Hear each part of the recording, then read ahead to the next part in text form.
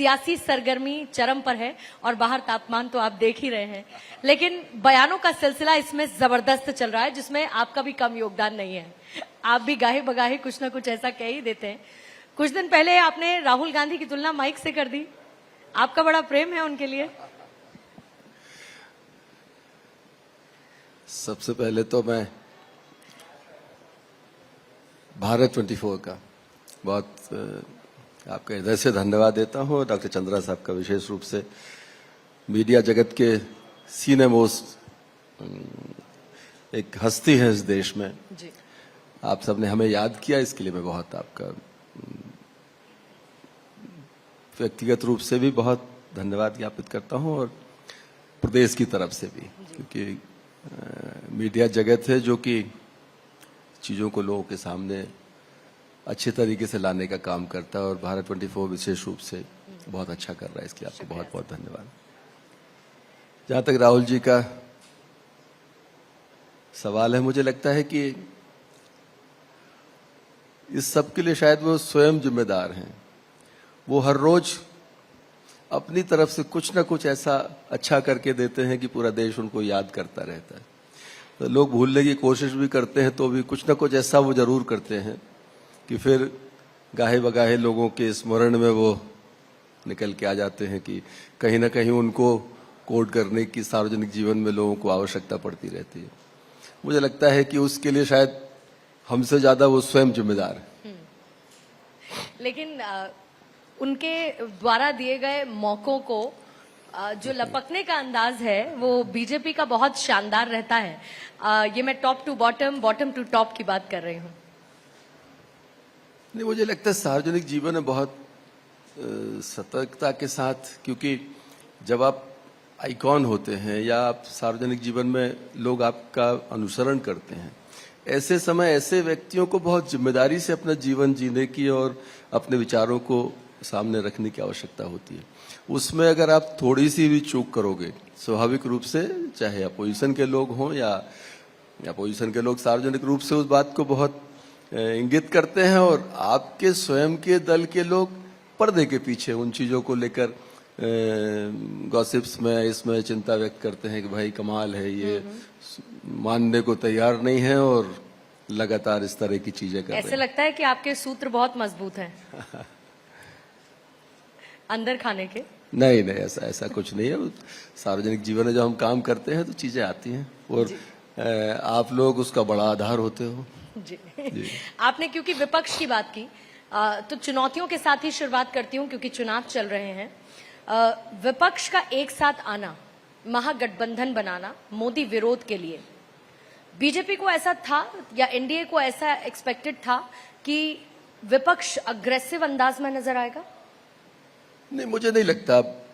Bharatiya Janata party की जो कार्यपद्धति है और खासकर माननीय प्रधानमंत्री जी जब से इस देश में उन्होंने नेतृत्व किया है पार्टी का भी और सरकार के मुखिया के नाते, उस सामने विपक्ष क्या सोच रहा है, विपक्ष की क्या नीति है, इसके आधार पर रणनीति नहीं बनाते। हमारे दल की अपनी सोच है, अपनी आइडियोलॉजी है, काम करने की अपनी पद्धति है और हमारी प्राथमिकताएं वो बिल्कुल तय हैं।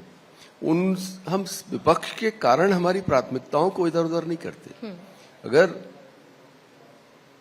इंफ्रास्ट्रक्चर डेवलप करना है, देश में इस नीति को आगे बढ़ाना है, हमारा प्रायोरिटी एजेंडा ये है, तो वो पार्टी की अपनी नीति है, सरकार का अपना एजेंडा है। विपक्ष क्या सोचता है उसके कारण हम नीतियों में परिवर्तन नहीं करते और इसलिए विपक्ष जो इंडी गठबंधन है वो कमजोर है, बड़ा है, कितने लोग हैं कितने नहीं है, ये हमारी चिंता का विषय नहीं। हमारी प्रायोरिटी ये है कि हमने जो एजेंडा सेट करके रखा है, हम उसको कैसे उस गोल को अचीव करेंगे, उस टारगेट पॉइंट पे कैसे हम पहुंचेंगे, ये हमारी प्राथमिकता होती है। लेकिन गठबंधन कमजोर है ऐसा आपको लगता है? गठबंधन कमजोर है ऐसा विपक्ष को बिल्कुल नहीं लगता। उनको तो लगता है कि एक पर्टिकुलर मोटिव के लिए वो लोग साथ हैं और चुनाव मजबूती के साथ। स्वाभाविक रूप से मुझे लगता है कि विपक्ष को अगर ये मुगालता नहीं रहेगा तो वो 6 तारीख तक कैसे पहुंचेंगे। परिणाम तक पहुंचने के लिए उनको कुछ ना कुछ तो सोचना विचारना पड़ेगा, रणनीति बनानी पड़ेगी। और पूरा देश नहीं, पूरी दुनिया सब समझ रही क्या होने वाला है। क्या होने वाला है? स्वाभाविक रूप से माननीय प्रधानमंत्री जी के नेतृत्व में एक सशक्त और बड़ी मजबूती के साथ से एक बार हमारी सरकार बनने वाली है। और पूरे ये शायद पहली बार हो रहा है कि देश के साथ साथ पूरी दुनिया में अपेक्षा जागी हुई है कि हिंदुस्तान का, भारत का नेतृत्व प्रधानमंत्री मोदी जी को फिर एक बार मिलना चाहिए। पूरी दुनिया में अकेले भारतवंशी नहीं, जो पूरी दुनिया को आगे बढ़ता हुआ देखना चाहते हैं, जो चाहते हैं एक सशक्त, एक जो नौजवानों की एक नई पीढ़ी के साथ हमारा देश जो आगे बढ़ रहा है, इसकी जो दखलंदाजी दुनिया के जो वित्तीय एक स्ट्रक्चर जो है दुनिया का, उसमें जो भारत की भूमिका है, वो सब चाहते हैं कि एक सशक्त मजबूत नेतृत्व भारत में हो। और आज शायद मुझे लगता है कि हम ये कह सकते हैं कि प्रधानमंत्री मोदी जी से बेहतर, मजबूत और एकदम रिजल्ट ओरिएंटेड और टारगेट सेट जो लीडरशिप है, वो शायद इससे पहले कभी नहीं रही। और प्रधानमंत्री जी को लेकर जैसा कि जेसी सर भी कहते हैं कि प्रधानमंत्री थकते नहीं हैं, रुकते नहीं हैं। और ये सवाल बड़ा आजकल मीडिया इंटरव्यूज के दौरान उनसे पूछा गया कि आप थकते कैसे नहीं हैं, और ये क्यूरियोसिटी का विषय रहा। लेकिन ये कौन सी एक स्ट्रैटेजी बीजेपी लेकर चलती है कि एक चुनाव जीतती नहीं है, उसके साथ अगले चुनाव के लिए मैदान में उतर जाती है, रोड शोज शुरू हो जाते हैं, जनसभाएं शुरू हो जाती हैं, रैलियां आप लोग करने लगते हैं। मतलब 24/7 आप लोग इलेक्शन मोड में रहते हैं क्या? नहीं, इसे मुझे लगता है इलेक्शन मोड में नहीं कहना चाहिए। भारतीय जनता पार्टी का एक स्ट्रक्चर है एक्चुअली, जो आप बहुत पहले से हम लोग जब इसका अध्ययन करते हैं, जनसंघ जब से बना, जनता पार्टी बनी, फिर भारतीय जनता पार्टी बनी, तो चरैवेति चरैवेति का एक मूल मंत्र लेकर ये दल चलता है। एक कार्यकर्ता के नाते, जैसे मैं स्वयं अगर किसी निर्वाचित पद पर ना हूं और अकेला कार्यकर्ता हूं, वो भाजपा के कार्यकर्ता को 4-5 दिन अगर कोई संदेश नहीं आता कि आपने कोई काम है, आपको ये जिम्मेदारी है, आपको अगले हफ्ते इस मिशन पर आपको लगना है, तो अगर ये उसे संदेश नहीं मिलेगा तो बेचैनी होती है कि दल की तरफ से कोई निर्देश नहीं आ रहा। तो लगातार काम करते रहने वाला दल है। राष्ट्रवाद को पोषित करते हुए हमारा कार्यकर्ता काम करता है, और मुझे लगता है उसे समय समय पर वो उसकी अपेक्षा रहती है कि हमें निर्देश मिलना चाहिए। चुनाव खत्म होगा, फिर हमारी प्राथमिकताएं बदलती जाती हैं, लेकिन काम चलता रहता है। दल के इंटरनल जो हमारे काम है वो चलते रहते हैं, और सबके बीच में ये रहता है कि एक समृद्ध भारत, सशक्त भारत हम कैसे बनाएं, ये हमारा मुझे लगता है अंतिम लक्ष्य रहता है कार्यकर्ता। तो बीते दिनों दिल्ली से आपके लिए कोई संदेश आया है? हमारे लिए तो अभी स्टैंडिंग ऑर्डर्स हैं। मध्य प्रदेश में बड़ी सशक्त और मजबूत सरकार बनी है, और लोगों ने जो सपने देखे हैं, जो अपेक्षाएं इस सरकार से पाली हैं, माननीय मोहन यादव जी के नेतृत्व में, उन सपनों को साकार करने की चुनौती हमारे सामने है। और जो प्रधानमंत्री जी के नेतृत्व में जो बड़ी योजनाएं हमारी देश की सरकार ने जो नीचे दी हैं, उनका क्रियान्वयन अच्छा हो, गुड गवर्नेंस के साथ हम आगे बढ़ें और लोगों की अपेक्षाओं, उनके सपनों को पूरा करें। और इन्हीं सपनों को पूरा करते हुए इस बार एक बड़ी अलग चीज हुई कि हमेशा कोई भी सरकार जब बनती है तो वो अपना 100 दिन का एक्शन प्लान लेकर चलती है, लेकिन इस बार प्रधानमंत्री जी ने 125 दिन का एक्शन प्लान तैयार कर लिया है। ये +25 इधर +25 सीटों के जुड़ने के साथ इसको देखें, या इसके कोई और महत्व है? क्या मैं +29 कहूं? कैसे लक्ष्य तय किया है माननीय प्रधानमंत्री जी बता सकते हैं। मुझे लगता है कि +20 अगले 25 साल इस देश में 75 आजादी के 75 साल और 2047 में आजादी का 100वां वर्ष, अगले 25 साल जो हैं ये हमारे लिए एक बड़ी चुनौती है। विकासशील भारत, विकसित भारत, उसके बीच की जो ये 25 साल की चुनौती है, मुझे लगता है इसको सामने रखकर पार्टी काम कर रही है। जैसे प्रधानमंत्री जी अक्सर कहते हैं, हमारी पंचवर्षीय कार्य योजना नहीं है, हमारी अगले 25 वर्षीय कार्य योजना है। 2047 में कैसा भारत होगा उसकी कल्पना के साथ हम नीति बना रहे हैं, स्ट्रेटजी बना रहे हैं। तो मुझे लगता है कि 100 दिन की काम को लेकर के आगे बढ़े, 125 दिन के एजेंडे को लेकर आगे बढ़े, लेकिन एजेंडा हमारा सेट है कि देश का विकास, आम गांव गरीब को कैसे समृद्ध करना है, क्योंकि उसके लिए नारे बहुत लंबे समय से दिए जाते रहे, लेकिन उनको क्रियान्वित करने का काम प्रधानमंत्री जी के नेतृत्व में इस देश में हुआ है। तो वही हमारी प्रायोरिटी भी वही है और हमारा एजेंडा भी वही है। तो इस बार 29 सीटों में से कितनी मजबूती पर आप बीजेपी को देखते हैं? नहीं, स्वाभाविक रूप से पूरे 29 की 29 सीटें, कहीं इसमें कोई किंतु परंतु नहीं है। भारतीय जनता पार्टी माननीय प्रधानमंत्री जी के नेतृत्व में, प्रदेश में माननीय मोहन यादव जी के नेतृत्व में पूरी सशक्त, पूरी ताकत से यहाँ पर काम कर रही है। और हमारे जो काम हैं उन कामों के आधार पर हम कह सकते हैं, हमारे कार्यकर्ता के परिश्रम के आधार पर हम कह सकते हैं, हमारी संगठन की कार्य करने की पद्धति के आधार पर हम कह सकते हैं कि मध्य प्रदेश में 29 की 29 सीट भारतीय जनता पार्टी जीत नहीं रही, बड़े मार्जिन के साथ जीत रही। लेकिन उसके बावजूद आप दावे करते हैं, शायद अपने लिए टारगेट सेट करते हैं, उस टारगेट को अचीव करने की पूरी कोशिश भी करते हैं, लेकिन विपक्ष ये कहता है कि आप कोई भी काम हो वो अच्छा नहीं करते। फिर सरकार अग्निवीर योजना लेकर आए, फिर सरकार किसानों के साथ संवाद स्थापित करे, फिर राम मंदिर बना ले, सीएए ले आए, यूसीसी लागू कर दे, साथ ही अगले 5 सालों के लिए नए कड़े फैसलों को जनता के सामने रख दे। लेकिन विपक्ष ये कहता है कि आप कोई भी काम अच्छा नहीं करते हैं।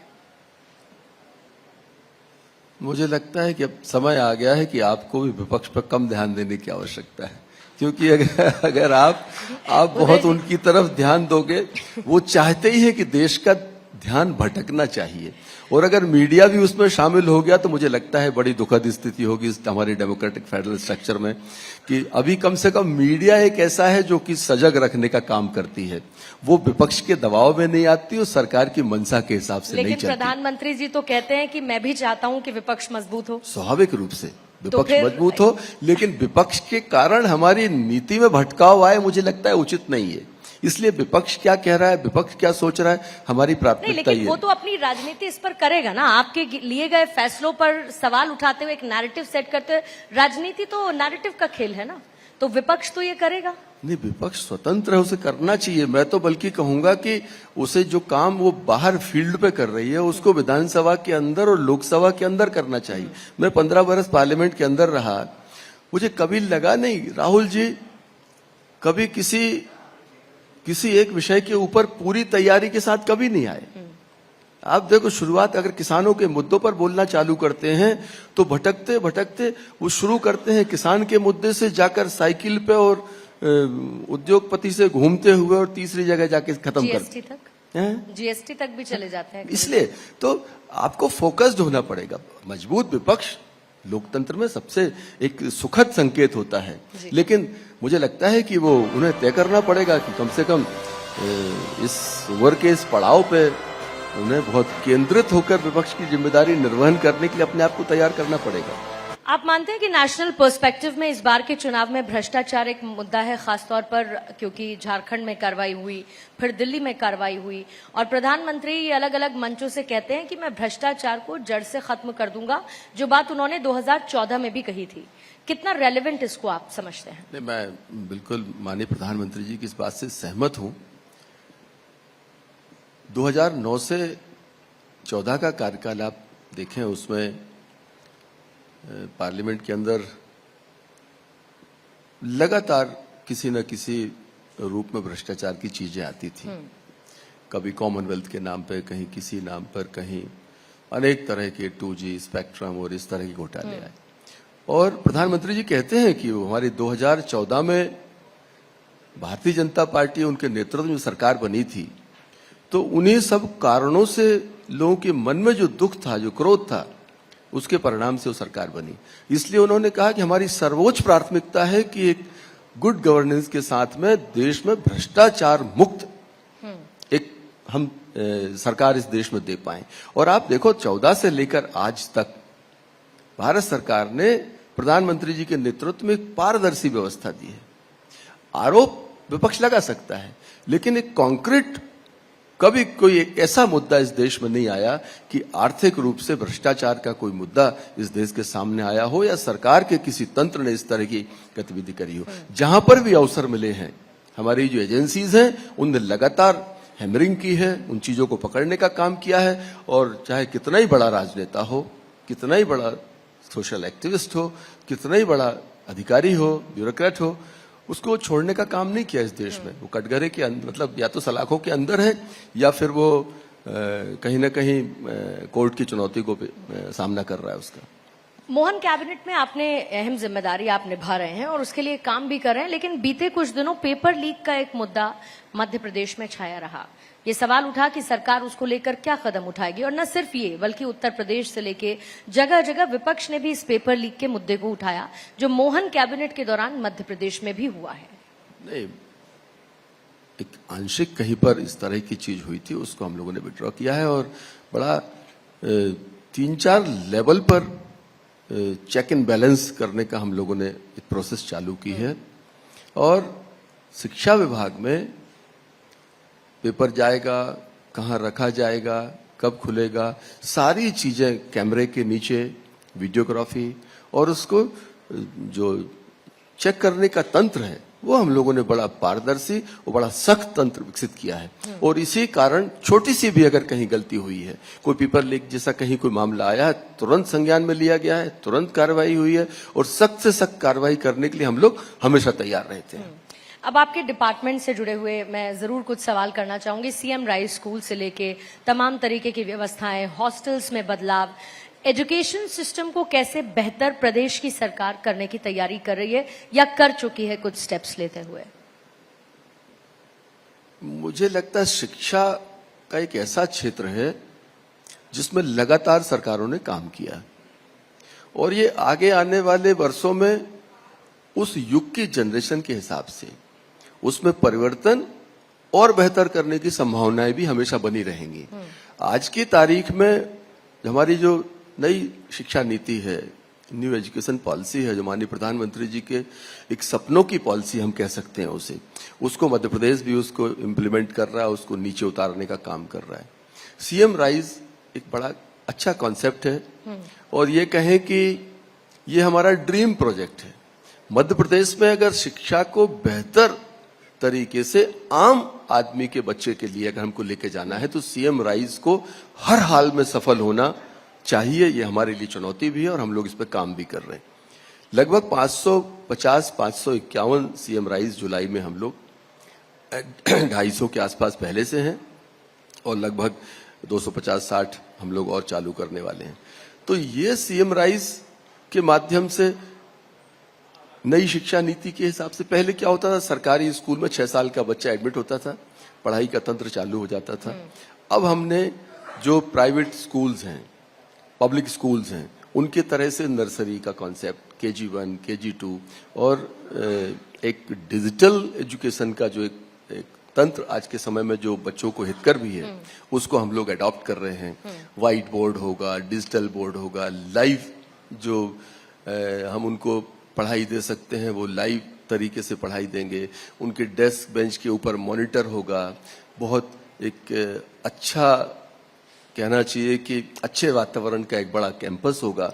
मतलब आम तौर पर पब्लिक स्कूल 40-50 करोड़ का बड़ा इंफ्रास्ट्रक्चर के साथ में बच्चों को सर्व सुविधा युक्त एक कैंपस देते हैं।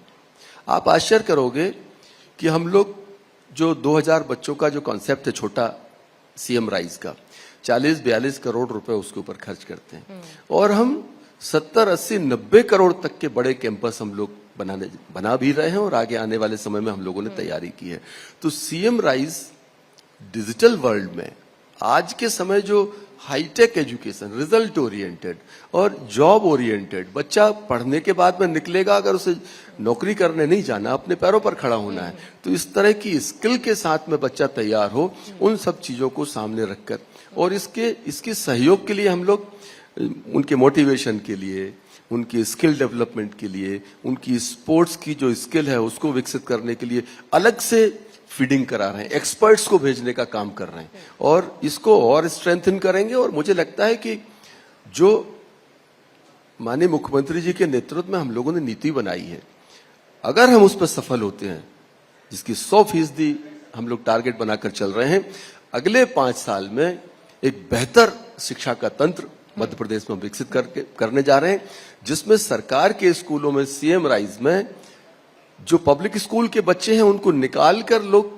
कहेंगे कि हमें यहां से निकाल के सीएम राइज में भेजना है, क्योंकि पब्लिक स्कूल में पैसा भी ज्यादा लगता है, सुविधाएं हो सकती हैं, हम इस बात से इनकार नहीं कर सकते, लेकिन ये शासकीय सुविधाओं के साथ बच्चों को एक बेहतर एजुकेशन का एक प्लेटफॉर्म मिलेगा तो लोग सीएम राइज में अपने बच्चे को भेजने में गौरव महसूस करेंगे। वो परिस्थिति हम इस प्रदेश में देना चाहते हैं। कई पेरेंट्स इस बात से परेशान है कि प्राइवेट स्कूलों में बढ़ती हुई फीस, एडिशनल फीस, इसके साथ साथ बीच में जो करिकुलर एक्स्ट्रा करिकुलर एक्टिविटीज होती हैं उसके नाम पर पैसा लेना, कहीं ना कहीं एक कंट्रोलिंग फैक्टर होना चाहिए।